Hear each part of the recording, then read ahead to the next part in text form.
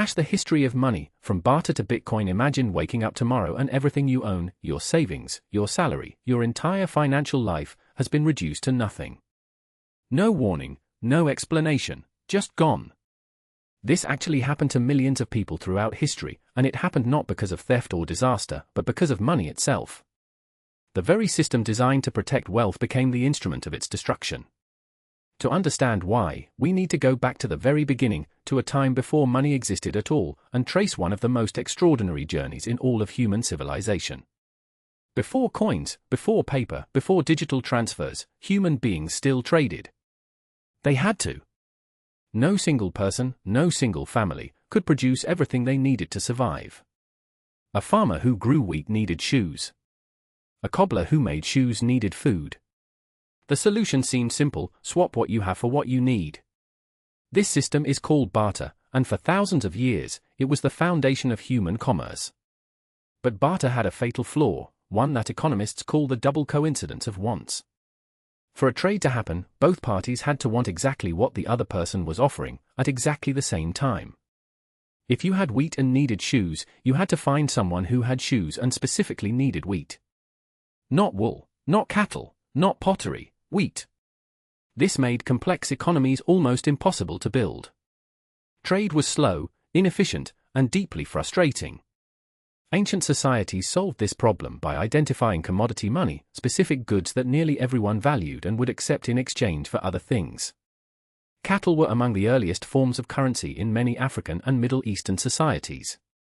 Salt was so valuable in ancient Rome that soldiers were sometimes paid in it, a fact that survives today in our word salary, derived directly from the Latin salarium, meaning salt payment.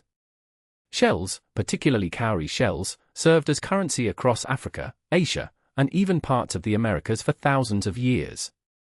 These early currencies worked because they had intrinsic value. You could use them even if nobody else wanted to trade. The leap from commodity money to metal coinage represents one of the most transformative moments in economic history. Around 600 BCE, in the ancient kingdom of Lydia, located in modern-day Turkey, the world's first standardized coins were minted. Made from electrum, a naturally occurring alloy of gold and silver, Lydian coins bore official stamps that guaranteed their weight and purity. For the first time, people could conduct trade without weighing and testing raw metal every single time. The king's stamp was a promise, and that promise changed everything. Within a century, coinage had spread across the Greek world, Persia, and beyond. Civilizations that adopted coinage saw their economies explode in complexity and sophistication. The Roman Empire took coinage further than anyone before them, creating one of history's first truly unified monetary systems. At its height, Roman coins circulated from Britain to Babylon, facilitating the most extensive trading network the ancient world had ever seen. But Rome also demonstrated money's darker potential. As the empire struggled financially, emperors began a practice called currency debasement, gradually reducing the silver content of coins while keeping their face value the same. The denarius, once nearly pure silver, had lost over 90% of its silver content by the 3rd century CE. The result was catastrophic inflation, economic chaos, and a crisis of confidence that contributed directly to Rome's eventual collapse. Paper money first emerged in Tang Dynasty China around the 7th century CE, initially as certificates of deposit used by merchants who found it impractical to carry heavy metal coins over long distances. By the Song dynasty, the government had taken control of paper currency issuance, creating what were essentially the world's first government-backed banknotes. The concept reached Europe much later, through trade and through the writings of travelers like Marco Polo, who described Chinese paper money with such astonishment that many European readers simply did not believe him. European banking evolved through the medieval merchant networks of Italy. Florentine banking families like the Medici developed sophisticated instruments of credit and currency exchange, allowing merchants to move value across vast distances without physically transporting gold. Letters of credit, bills of exchange, and early forms of banking deposit all emerged from this period.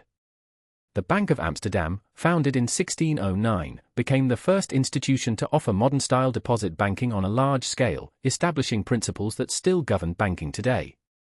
The introduction of central banking marked another enormous shift.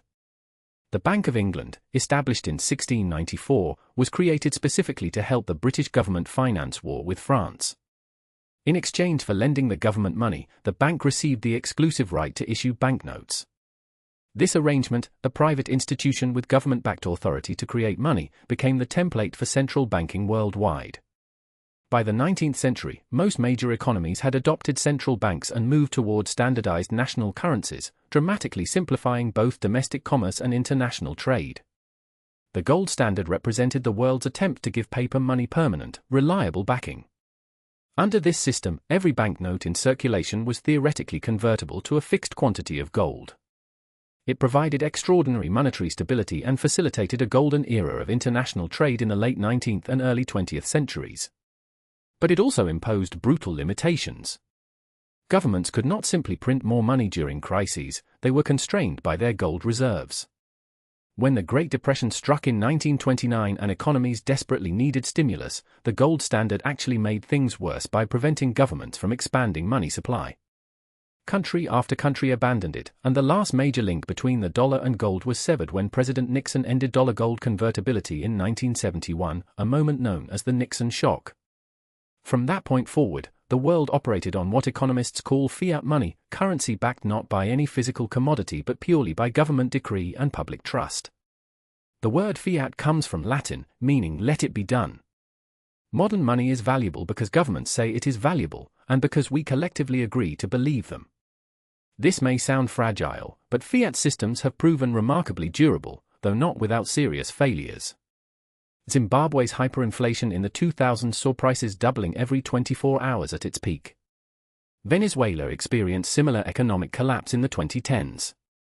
When governments abuse the ability to create money without restraint, the results remain as catastrophic as they were in ancient Rome. The digital revolution transformed money once again in ways that would have seemed like science fiction to earlier generations.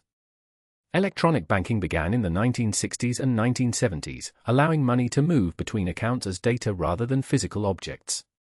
Credit cards, introduced commercially in the 1950s, separated the act of purchasing from the act of paying in an entirely new way. By the late 1990s and early 2000s, online banking had made it possible to manage your entire financial life without ever entering a physical building. Money had become fundamentally abstract, numbers on screens, pulses of data flowing through fiber optic cables beneath oceans. Then in 2008, an anonymous individual or group operating under the pseudonym Satoshi Nakamoto published a 9-page paper titled Bitcoin, a peer-to-peer electronic cash system. The timing was not accidental. The 2008 financial crisis had shattered public confidence in banks, governments, and the entire apparatus of centralized financial control. Nakamoto proposed something radical, a currency that required no central authority, no banks, no government backing. Bitcoin operates on blockchain technology, a distributed ledger maintained simultaneously by thousands of computers worldwide, making it theoretically impossible for any single entity to control or corrupt the record of transactions.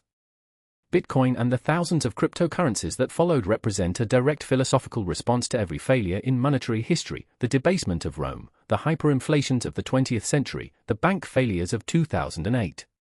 By capping the total supply of Bitcoin at 21 million coins, its creators attempted to solve the inflation problem permanently. Whether cryptocurrency represents the future of money or an elaborate speculative bubble remains one of the most hotly debated questions in economics today.